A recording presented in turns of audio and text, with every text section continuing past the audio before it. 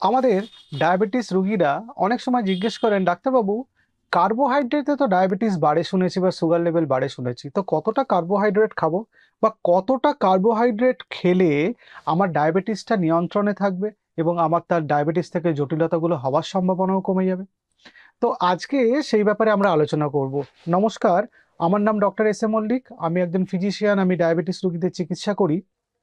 আজকে আমরা আলোচনা করব যে ডায়াবেটিস হয়েছে এরকম রোগীদের কার্বোহাইড্রেট গ্রহণের পরিমাণ খাদ্যের মাধ্যমে কিরকম হওয়া উচিত সেই ব্যাপারে আমাদের বিস্তারিত আলোচনা। আমরা জানি কার্বোহাইড্রেটের মধ্যে কি কি থাকে সেটাকে প্রথমে জেনে নিতে হয়। কার্বোহাইড্রেটের মধ্যে সুগার থাকে ইন ডিফারেন্ট ফর্ম, তার সঙ্গে থাকে ফাইবার, তার সঙ্গে থাকে স্টার্চ। এবার এই সুগার সেটা মনোস্যাকারাইড হতে পারে, ডাইস্যাকারাইড হতে পারে, মানে একটা সুগার মলিকুল থাকতে পারে, দুটো সুগার মলিকুল থাকতে পারে। আমরা জানি ফ্রুক্টোজে দুটো সুগার মলিকুল থাকে, গ্লুকোজে একটা সুগার মলিকুল থাকে, আমাদের কেমিস্ট্রিতে আমরা অনেক পড়েছি।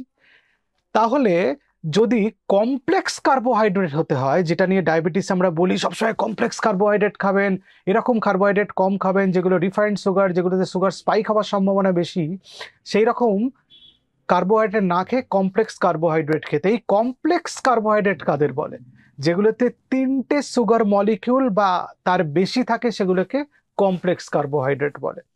এবং এর মধ্যে একটা অ্যাডেড অ্যাডভান্টেজ হচ্ছে কমপ্লেক্স কার্বোহাইড্রেট, এর মধ্যে ডায়েটারি ফাইবারও থাকে।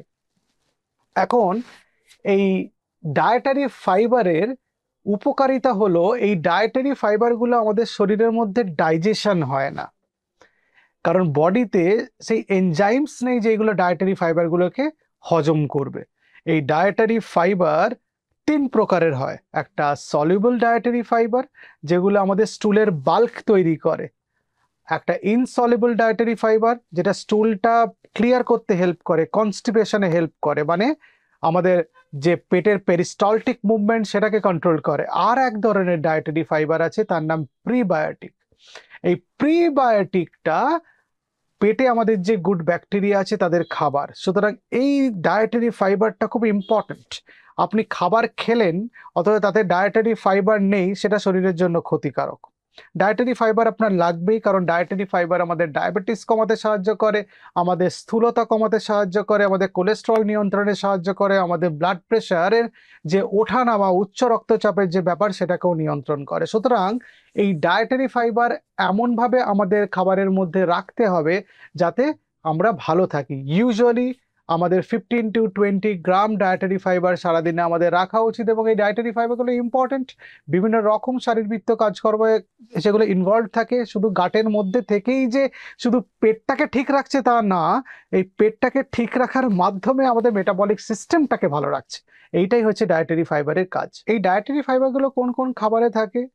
বিভিন্ন রকম ডালে থাকে, মানে পালসেস আর লেগিউমস। হোল গ্রেনে থাকে, ওটস হতে পারে, মুসলি হতে পারে, গম জাতীয় জিনিস থেকে যেসব জিনিস তৈরি হয়, বার্লিতে থাকে। বিভিন্ন রকম শাকসবজিতে ডায়েটারি ফাইবার খুব বেশি থাকে, বিভিন্ন রকম ফলমূলে, ড্রাই ফ্রুটস এবং বীজে ডায়েটারি ফাইবার বেশি থাকে। তো এই খাবারগুলো আমাদের খাবারে ইনক্লুড করতে হবে। অনেকেই ডায়েটারি ফাইবারগুলো সঙ্গে সম্পর্কিত খাবারের কথা বললেই কমেন্ট করেন যে এত দামি দামি খাবার খাবো কি করে। শাকসবজি যে দামি খাবার হয় সেটাও আপনাকে খেতে হবে। আপনি শুধু ভাত আর আলু সেদ্ধ খেয়ে সুস্থ থাকতে পারবেন না। কিছুদিনের জন্য সুস্থ থাকতে পারবেন, আপনার যত বয়স বাড়বে আপনি অসুস্থ হয়ে পড়বেন। সুতরাং আপনাকে যদি শাকসবজি, ফলমূল খাবারে ইনক্লুড করার জন্য অন্যান্য খরচ কমাতে হবে, কারণ আমরা জানি স্বাস্থ্য আমাদের সম্পদ এবং স্বাস্থ্যকে ভালো রাখার দায়িত্ব আমাদের নিজেদের।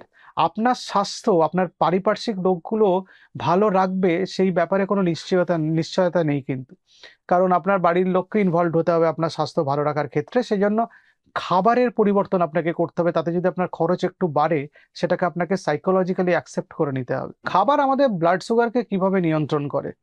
খাবার আমাদের ব্লাড সুগারকে নিয়ন্ত্রণ করে যেমন আমাদের বিভিন্ন রকম এক্সারসাইজ বা হাঁটা বা আমাদের ঘুম বা আমাদের মানসিক চাপের বিভিন্ন পর্যায়ে আমাদের যে রক্তের সুগারকে কন্ট্রোল করে, সেরকম আমাদের খাবারের খুব ইম্পর্টেন্ট রোল আছে। এই খাবার আমাদের কিন্তু সুগারকে বিভিন্নভাবে কন্ট্রোল করে। মনে করুন আমি একজন ইন্ডিয়ান, আমার সারাদিনে খেতে হয় 2000 কিলো ক্যালোরি।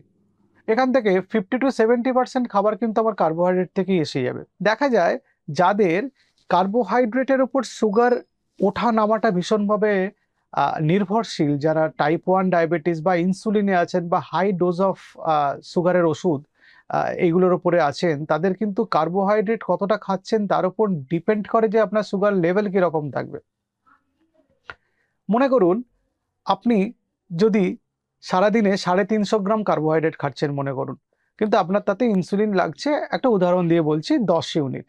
আপনি যদি কার্বোহাইড্রেটটাকে কমিয়ে 200 গ্রাম করে দেন এবং অন্যান্য খাবারের পরিমাণ একটু বাড়িয়ে দেন, সেটা প্রোটিন হতে পারে বা কিছুটা ফ্যাট হতে পারে, তাহলে দেখা যায় যে আপনার ইনসুলিন নেওয়ার বা সুগারের ওষুধের ডোজ কমতে আরম্ভ করেছে। এটা বিভিন্ন বৈজ্ঞানিক গবেষণায় প্রমাণিত এবং আমাদের যে প্র্যাকটিক্যাল লাইফে আমরা পেশেন্টদের চিকিৎসা করি সেখানেও আমরা দেখেছি। সুতরাং কার্বোহাইড্রেটের পরিমাণটা আপনারা একটু কমাতে চেষ্টা করতে পারেন, তাতে অনেকগুলো বেনিফিটস হয়। একটা হচ্ছে আপনাদের শরীরে ওজন কমবে, ইনিশিয়াল বেনিফিট। 2 নম্বর হচ্ছে আপনার সুগার স্পাইক হওয়ার সম্ভাবনা কমে যাবে এবং সুগার ফ্লাকচুয়েশন, যেটা সুগারের ওঠানামা, সেটা অনেকটা স্টেবল হয়ে যায়। 3 নম্বর আপনার কোলেস্ট্রল বেড়ে যাওয়ার সম্ভাবনা কমে যায়, কারণ রিফাইন্ড সুগার কার্বোহাইড্রেট থেকে কোলেস্ট্রল বাড়ে, সেটা আমরা আমাদের আগের ভিডিওতে আমরা আলোচনা করেছি। এবং 4 নম্বর উচ্চ রক্তচাপের যে ব্যাপারটা, সেটা অনেকটা নিয়ন্ত্রণে চলে আসে।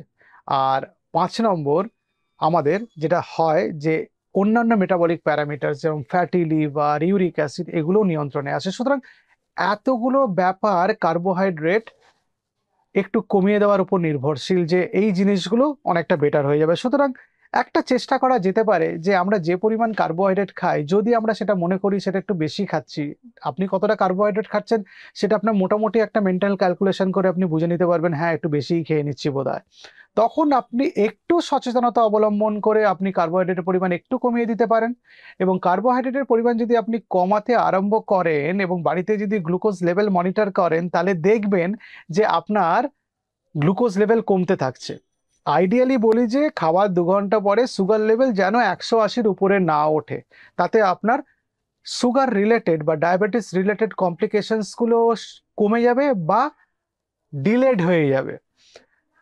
মনে করুন কারো ডায়াবেটিক নেফ্রোপ্যাথি স্টার্ট হয়েছে, তিনি যদি কার্বোহাইড্রেট খাওয়ার লেভেলটা একটু কমিয়ে দেন বা কার্বোহাইড্রেটের পরিমাণটা একটু কমিয়ে দেন, সুগার লেভেলটাকে একটু কন্ট্রোল করেন, তাহলে তার নেফ্রোপ্যাথি, যে কিডনি খারাপ হওয়ার ব্যাপারটা, সেটা স্লো হয়ে যাবে এবং ক্রিয়াটিনিন বাড়ার যে হারটা, সেটাও স্লো হয়ে যাবে। সেটা তো আরো ভালো হলো আপনার কিডনির জন্য এবং ওভারঅল আপনার খরচও কমে যাবে। আপনার খাবার খরচ তো কিছুটা কমলোই খাবার পরিমাণ কমার জন্য, আপনার ওষুধ বিষুধ বা চিকিৎসা বা টেস্টিং এর জন্য অন্যান্য আনুষঙ্গিক খরচগুলো অনেকটা কমে যাবে।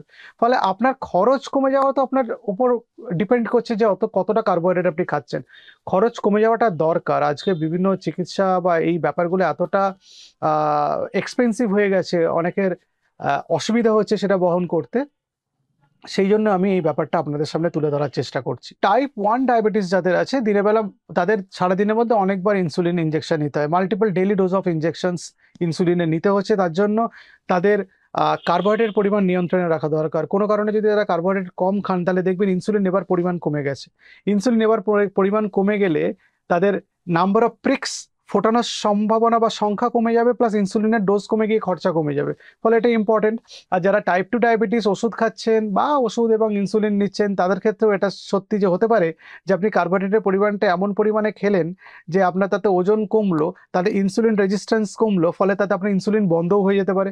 এরকমও পেশেন্ট আমরা পেয়েছি যে ইনসুলিন আগে নিচ্ছিলেন, পরে তার ডায়েটারি চেঞ্জ এবং লাইফস্টাইল চেঞ্জ করার মাধ্যমে আমরা তার ইনসুলিন বন্ধ করতে সক্ষম হয়েছে এবং পেশেন্টরা ভালো আছেন, তাদের খরচ কমে গেছে, তাদের ছুঁচ ফোটানোর কষ্ট কমেছে। এরকম পেশেন্টরা আমাদের কাছে এসছেন। সুতরাং সব ব্যাপারটাই ইম্পর্টেন্ট আর কি।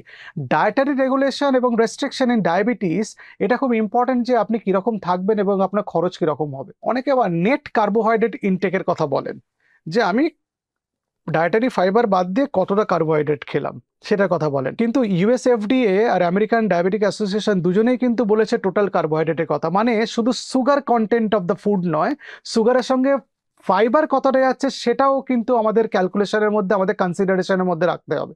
কারণ আপনি যদি ডায়েটারি ফাইবার বাদ দিয়ে শুধু কার্বোহাইড্রেটটা ক্যালকুলেট করেন, তাহলে আপনি বুঝতে পারবেন না বডিতে কতটা সুগার স্পাইক হচ্ছে। সুগার স্পাইক প্রিভেন্ট করতে গেলে আপনাকে কমপ্লেক্স কার্বোহাইড্রেট খেতে হবে, যে কার্বোহাইড্রেট হজম করতে কঠিন। সেই জন্য আমি নর্মাল আটার বদলে মিলেট খেতে বলি, সেই জন্যই আমি ভাত রুটি কমিয়ে ফেলে আমি শাকসবজি ফলমূল খেতে বলি, সেই জন্যই আমি বলি যারা আমিষ খেতে পছন্দ করেন বা আমিষ খেতে অভ্যস্ত, তারা যাতে মাছ মাংস এগুলো খাবারের মধ্যে রাখেন, তাহলে সুগার স্পাইক হওয়ার সম্ভাবনা এটাতে কমে যায়। কারণ প্রোটিন যদি কার্বোহাইড্রেটের জায়গায় আপনি কনজিউম করেন, সেটা হজম হবে অনেক বেশি সময় ধরে এবং সেটা বডিতে গিয়ে গ্লুকোজে কনভার্টেড হবে অনেক পরে, তাতে আপনার সুগার স্পাইক হওয়ার সম্ভাবনা কমে যাবে। এবার কতটা কার্বোহাইড্রেট খাবেন সেটা আপনি বাড়িতে আঙুল ফুটিয়ে গ্লুকোমিটারের মাধ্যমে, সুগার টেস্টের মাধ্যমে করতে পারেন। মনে করুন আপনি এক বাটি ভাত খাওয়ার পরে 2 ঘন্টা পরে দেখলেন আপনার সুগার 220 হয়ে যাচ্ছে, পরের দিন সেটাকে ওই বাটিটারই 4 ভাগের 3 ভাগ ভাত নিয়ে দেখুন আপনার সুগার কিরকম থাকলো। হতে পারে যে সেই পরিমাণ ভাত কি আপনার সুগার লেভেল হয়তো পিপি সুগার 170 থাকছে, তাহলে ওটা আপনার আইডিয়াল পরিমাণ, খাবারের পরিমাণ। এইভাবে আপনাকে ক্যালকুলেটটা করতে হবে, মানে একটা ট্রায়াল অ্যান্ড এরার মেথডে। আপনি কতটা খাচ্ছেন বা কতটা খাবেন সেটা আপনার নিজের কন্ট্রোলে আছে এবং আপনি সেটাকে চেঞ্জ করতে পারেন according to your sugar level, বাড়িতে গ্লুকোমিটারে সুগার টেস্ট করে। এটা একটা কন্টিনিউয়াস সুগার গ্লুকোজ মনিটরিং এর ব্যাপারের মতো হয়ে যায় আর কি। আপনাকে সিজিএম মেশিন আলাদা করে বাড়িতে লাগিয়ে সেটা ক্যালকুলেট করতে হবে না, বাড়িতে নিজেরাই মনিটর করতে পারবেন। যত ভালো আপনি সুগার ফ্লাকচুয়েশন কন্ট্রোল করবেন, যত ভালো আপনি সুগার কন্ট্রোল করবেন, যত ভালো আপনি খাবারের প্ল্যানিংটা করবেন, আপনার ওষুধের সংখ্যা, ইনসুলিনের ডোজেস কমে যাবে, তাতে আপনার ওভারঅল খরচা অনেক কমে যাবে। ফলে আপনি অনেকটা খরচ বাঁচিয়ে ফেলতে পারবেন। শুধু খরচ না, আপনার স্বাস্থ্য অনেকটা বাঁচিয়ে নিতে পারবেন। সুগারের ফ্লাকচুয়েশন আমাদের যে শরীরে অন্যান্য প্রবলেমগুলো তৈরি করে, সে অ্যাথেরোস্ক্লেরোটিক কার্ডিওভাস্কুলার ডিজিজ থেকে শুরু করে নার্ভের ড্যামেজ, কিডনির ড্যামেজ, এগুলো আপনি আটকে দিতে পারবেন। এগুলো আটকে দিতে পারলে আপনার লাইফ স্প্যান বেড়ে যাবে, মানে আপনি অনেকদিন সুস্থ সবল শরীরে বাঁচতে পারবেন, প্লাস আপনার খরচাও কমে যাবে। অনেকের মাথায় একটা ধারণা আছে, ছোটবেলা থেকে হয়তো এতটা ভাত খেয়ে এসছেন, এক থালা, একটা থালার মধ্যে এরকম উঁচু করে ভাত, তার ধারণা আমার ওই পরিমাণ খাবারই খেতে হবে, নাহলে আমি সুস্থ থাকতে পারবো না, আমি দুর্বল হয়ে পড়বো, আমি মাথা ঘুরে পড়ে যাব।